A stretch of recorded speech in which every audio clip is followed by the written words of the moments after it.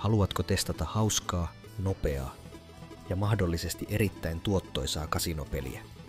Katso tämä video loppuun asti ja klikkaa kuvausta nyt heti luodaksesi tilin Simsinosille ja kokeillaksesi Plinko-peliä itse.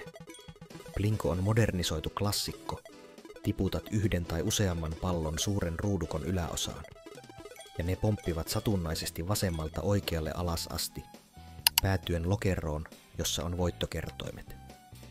Se on todella yksinkertaista, nopeaa ja ennen kaikkea se saa sinut yrittämään uudestaan yhä uudestaan. Ennen aloittamista 3 asetusta ovat keskeisiä.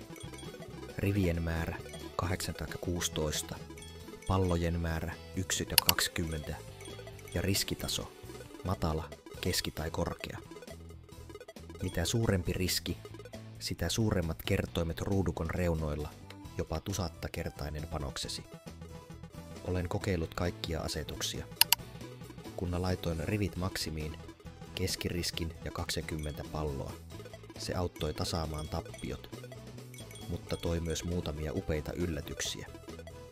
Siinä on Plinkon etu. Voit säätää riskitasosi juuri sellaiseksi kuin haluat. Olitpa sitten varovainen pelaaja tai jännityksen hakija. Ollaanpa rehellisiä. Tämä ei ole mikään taikakeino rikastumiseen. Testasin peliä jonkin aikaa, ja vaikka sain joitakin hyviä kertoimia, kuten XX1 ja jopa X226, lopputulos oli silti tappiollinen. Mutta juuri tämä tekee pelistä jännittävän. Jokainen pudotus on uusi mahdollisuus. Se, mikä oli mielestäni kiinnostavaa, on, että voit testata erilaisia strategioita räjäyttämättä budjettiasi. Pelaaminen pienellä summalla ja sen jakaminen useaan palloon tai riskitason vaihtelu antaa sinulle pidemmän pelikokemuksen ja paremman kontrollin panostuksistasi. Haluatko viedä tämän pidemmälle?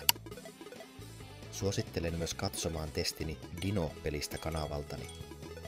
Mielestäni Dino tarjoaa paremman riskinhallinnan ja mahdollisuuden rakentaa oikea strategia. Se on täydellinen vaihtoehto, jos haluat enemmän kontrollia kuin mitä Plinko tarjoaa.